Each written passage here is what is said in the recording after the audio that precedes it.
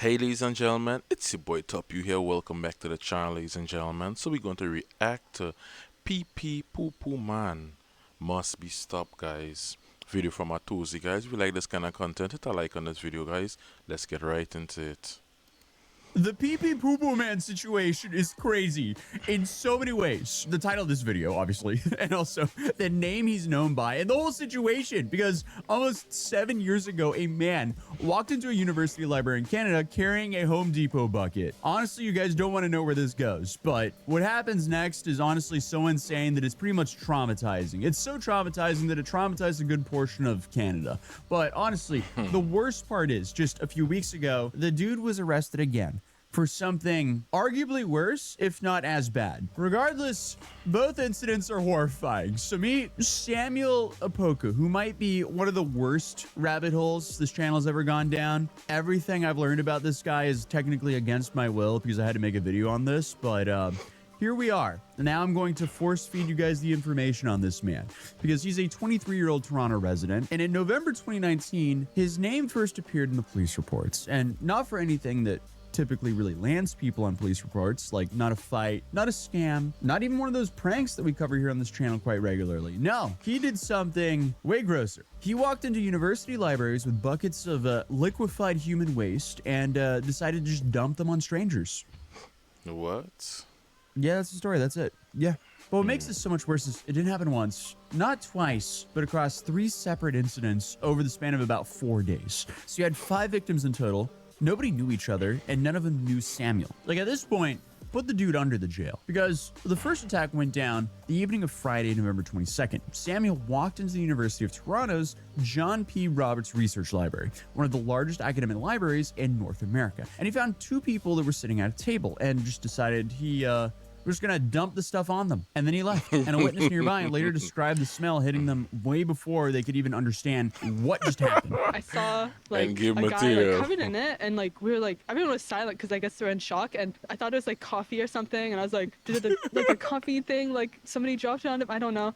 And then like all of the like it didn't smell at first, and then all of a sudden like the smell hit. Somebody was like, oh, it smells, and then everyone's like, oh my gosh, and like I thought I was gonna like faint or like cry or something. So like me and my friends just like packed up our stuff and like ran out of the room because like yeah, I will never forget that smell. So there was no confrontation, no argument, just he showed up, he poured the bucket out, and then walked away. Again, put him under the jail. What's going on here? Like, sorry, dude, if you're doing this to people, you don't deserve to be in society. But of course, it gets worse because 2 days later, on Sunday the 24th, a nearly identical scene happened, this time at York University's Scott Library on Keele campus. And here, a man and woman, they were sitting there minding their own business when the same thing happened to him. Samuel showed up, poured a whole bucket on both of them, and then left.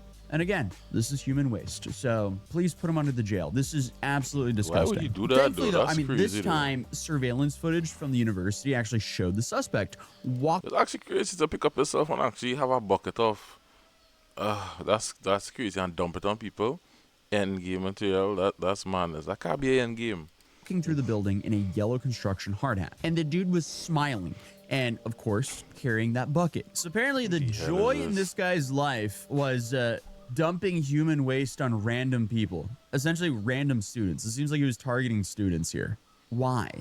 Because, I mean, from what I could tell, it wasn't even for social media clout like the other guy. There was, like, this guy named Yannick who was doing similar stuff in Brussels. But that was all for social media clout. This guy, I guess, just wants to dump his waste on people. Awesome. But sadly, it happened a 3rd time. And I guess the final incident that year happened on a Monday night around midnight near College Street and University Avenue. So this was just outside of the University of Toronto building, and suddenly a woman walking on the sidewalk there got hit with the same substance, but this time an orange Home Depot bucket was left behind at the scene, and Samuel fled east on College Street. So in 4 days, 5 people had been hit across like 3 different incidents, and the motive, as far as investigators could tell, was simply very unclear because who in their right mind does this? There was no cameras evident, like he's not filming this for clout. He was just showing up and dumping this waste on people.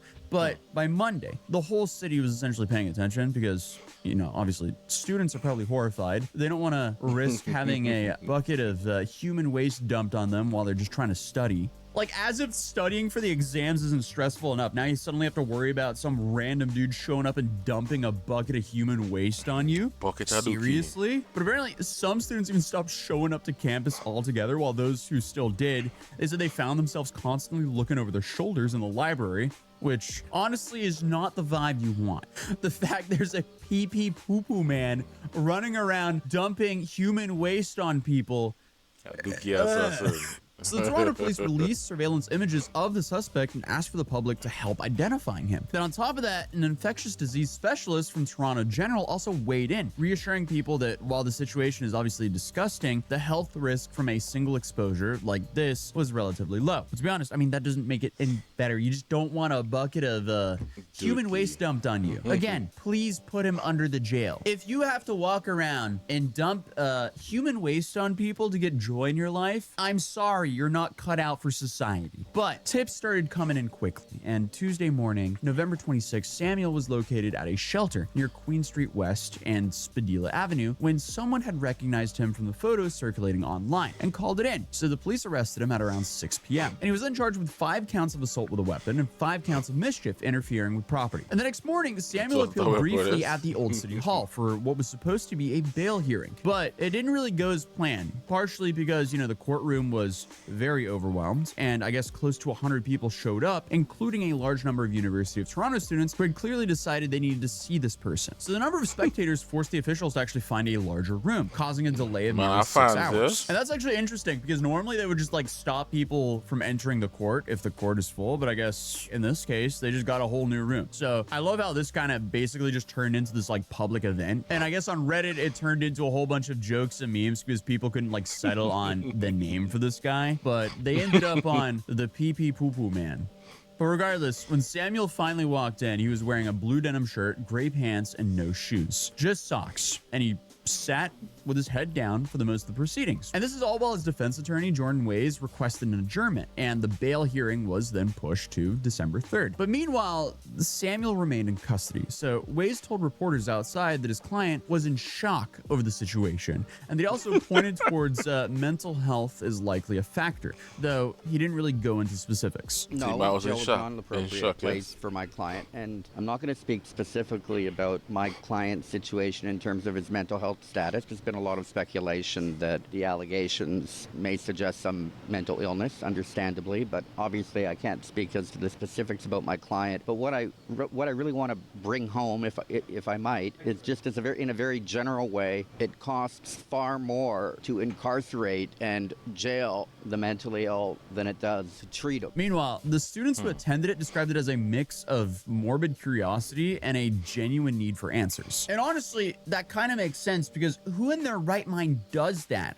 It makes sense that people want to put a face to who this guy is. But the full bail hearing eventually took place on December 18th, and Samuel, he was granted bail with conditions, and his attorney declined to share the specifics of those conditions, but he basically said the judge had been careful to balance community safety with his client's situation. And the bizarre thing about this is the outcome of the actual criminal case was never publicly reported. So for a while, that's essentially where the story sat. But then 5 years later, in November 2024, a Canadian indie film called The Pee-Pee Poo-Poo Man premiered in Toronto, directed by Brandon Sitter Sr. And it wasn't really a documentary or a straightforward retelling of the events. Instead, it's a loosely inspired experimental piece, which follows a fictional character by the name of Miguel, whose life spirals into, I guess, paranoid delusions and eventually leads him to his own version of the pee-pee poo-poo bucket incident. And Brandon discussed his proceedings during a post-screening Q&A, explaining that the central question driving the film was essentially, what would push someone to do something like this? I think that's the question that everyone has about this, especially when there's no like element of filming it for clout online like the Unite guy did. Because the Unite guy clearly is just like some sort of either sociopath or psychopath and essentially just wants to gain attention from shock. But this guy, I mean, he was smiling and giggling and just did this to people, but with no upside. So I mean, yeah, his lawyer is probably onto something, as the guy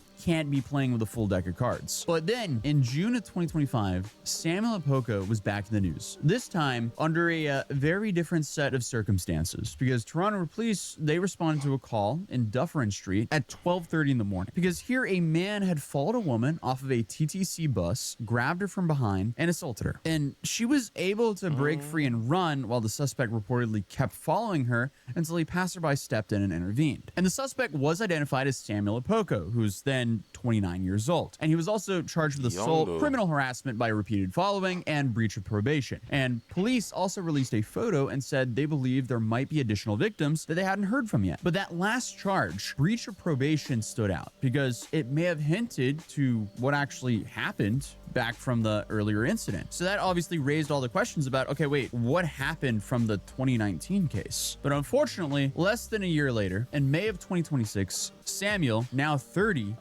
he was arrested again. So according to Toronto police, 2 incidents took place back to back. The first one was the evening of May 9th, where a group of women were walking on a sidewalk when a man approached them, grabbed one of them by the forearm, and made very unwanted advances, and then assaulted her before fleeing. And the second one happened the following afternoon, where a woman was followed into a commercial office building where she was attacked from behind before the suspect ran off again. In both cases, police say the victim had no prior connection to the suspect, and neither he definitely need to go into asylum. He definitely need to go to something, because you can't actually just walk around the place just doing people those things. That's pretty crazy. So you have to really have some, literally have some mental issues, because that's not normal. Not normal in no way.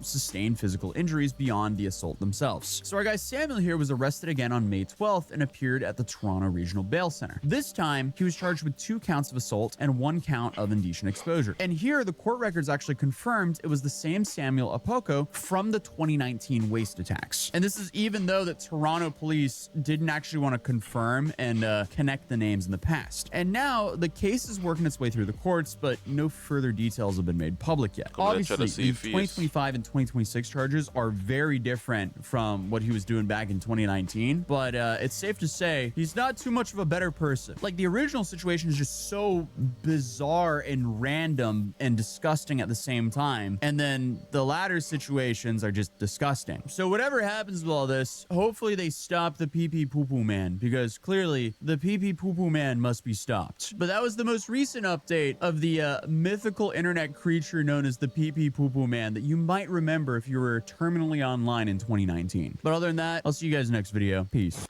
Great video from atozy, guys. Hope you guys like it. Put a like on this video. Tell me what you guys think about this video. That's actually a pretty crazy thing. I will not want to experience something like that. Randomly, you just sit down somewhere and someone has passed on dumb dookie on you. That's pretty crazy. He need to go into somewhere where he could actually be treated properly and stuff like that, and get some better care of his mental health. So guys, comment down below, let me know what you guys actually think about this video. It's pretty insane stuff. Like this video, as I said, subscribe to this channel for more videos like these. Your boy Toppyou. Check out these videos that's on the screen right now, and I'm out.